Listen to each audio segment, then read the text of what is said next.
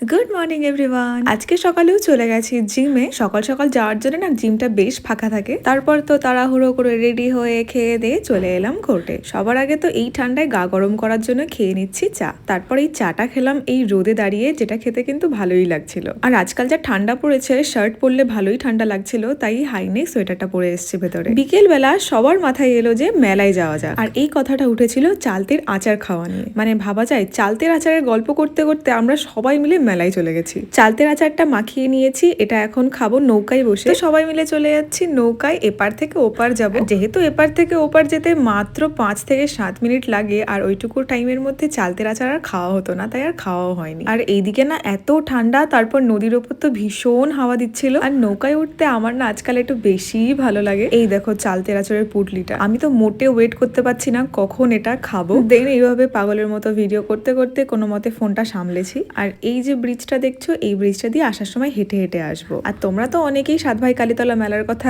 জানো, quite famous. আর কারা কারা এই মেলায় এসছো বা আসবে সেটা অবশ্যই কমেন্টে জানিও কিন্তু। তো সবাই মিলে ডিসাইড করলাম মাঝখান দিয়ে সবাই হাঁটবে, আর ব্রিজের একটা সাইডে গিয়ে সবাই আচার খাবে। এই আচার খেয়ে তো সবার অবস্থা একদম টাইট হয়ে গেছে, কারণ ভীষণ ঝাল ছিল। আমার যদিও খুব একটা ঝাল লাগেনি, তারপরে তো সবাই জিলাপি খেতে চলে গেছে। বাট চালতের পর জিলাপি আমার মনে হয় না খুব একটা ভালো অপশন, সেই জন্য আমি আর খাইনি। জিলাপি খেয়ে মুখটা একটু মিষ্টি মিষ্টি হয়ে গেছে বলে সবাই লাস্টে আবার ফুচকাও খেয়েছে। সো দ্যাটস ইট, এভাবেই কাটলো দিনটা।